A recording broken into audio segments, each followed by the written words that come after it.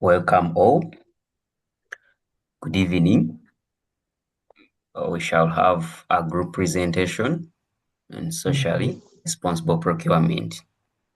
And on slide 1, I will start by defining what we mean by socially responsible procurement, whereby they are supply chain management practices that a company implements to ensure that its supply chain is ethical and sustainable.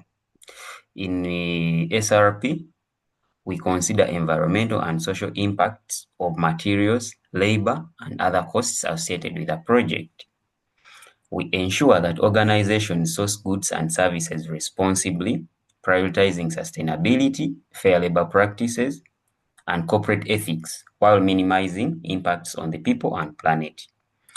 In practice, SRP embeds objectives like decent work conditions, respect for labor rights, local job creation, and support for the disadvantaged groups into procurement decisions. Thank you.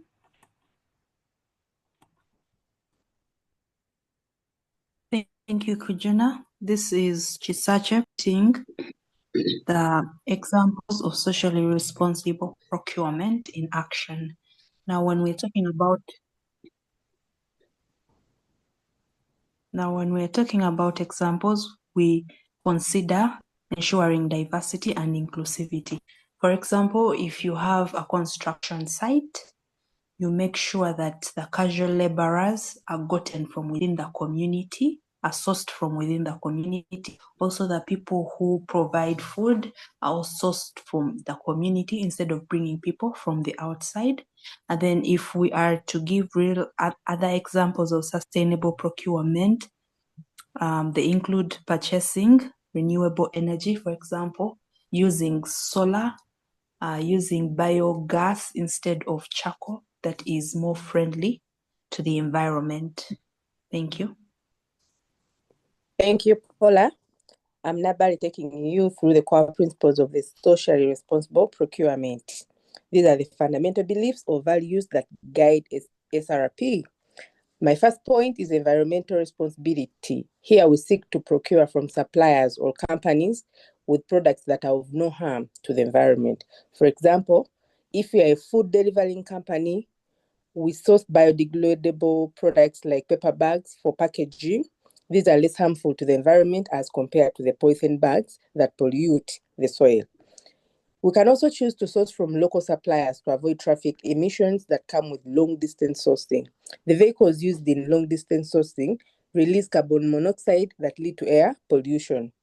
Our second point is social responsibility. Here I will point out participation for all.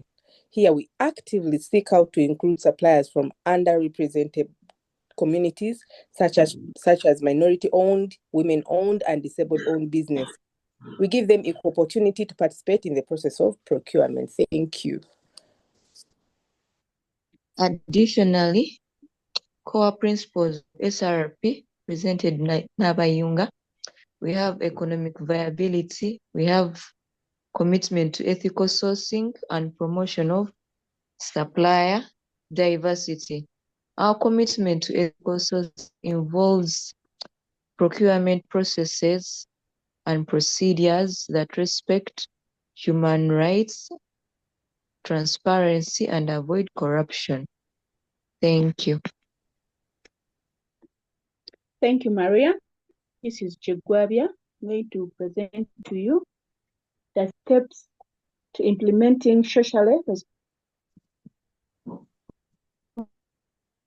responsible procurement. Step 2, create a strategy. Step 3, select an implementation approach. Step 4, develop a policy. Step 5, implement a procurement strategy and policy. And step 6, monitor and adopt the procurement policy. Thank you.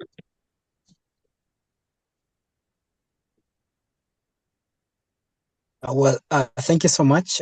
So this is Kimtai Emmanuel Charles here, and I'll be presenting about managing and monitoring the implementation of socially responsible procurement.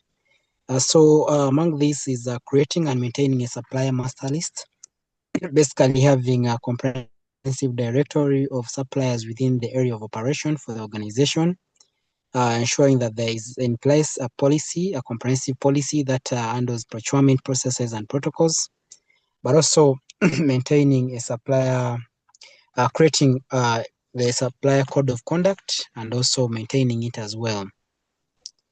We should also be able to establish a proper communication plan, which is documented. This basically shows how who to communicate to who, when, and how. We should also be able to have in place a resolution procedure to handle issues of dispute or any misunderstandings during the procurement processes. And then lastly is establishing a management review process to ensure that we keep on refining the processes for managing and monitoring the implementation of SRP. Thank you, and over to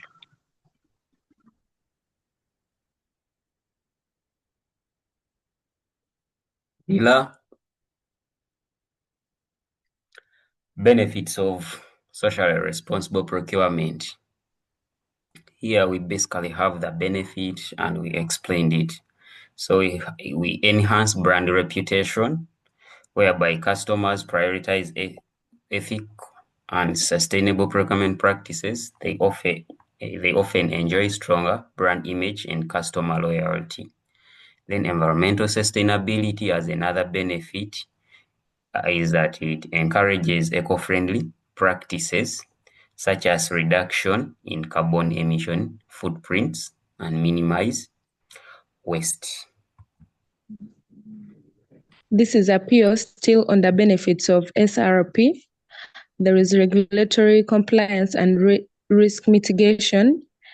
It helps to mitigate risk associated with supply chain disruptions and reputational damage. It also helps businesses adhere to legal and ethical standards, hence reducing risk associated with unethical sourcing. Then improved stakeholder relations, which involves building stronger and more positive connections with employees, suppliers, and communities.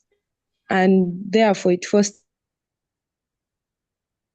suppliers who share similar values. Then lastly, there is innovation and differentiation.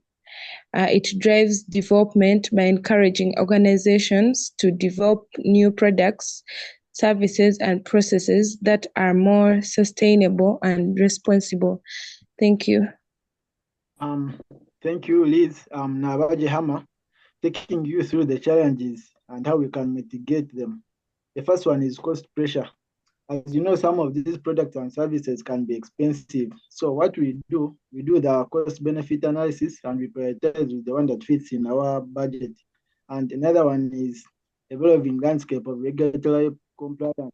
Here, there are changing and dynamic nature of laws and regulations that organizations should comply to.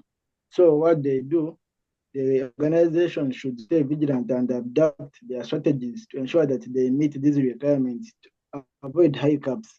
And then the next one is lack of awareness of these organizations.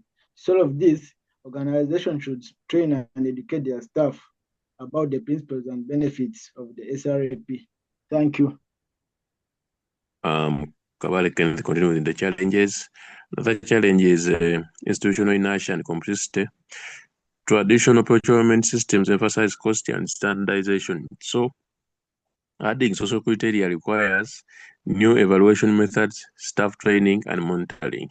To mitigate this, we have to develop robust metrics and reporting frameworks that can effectively capture and communicate the value of sustainable practices.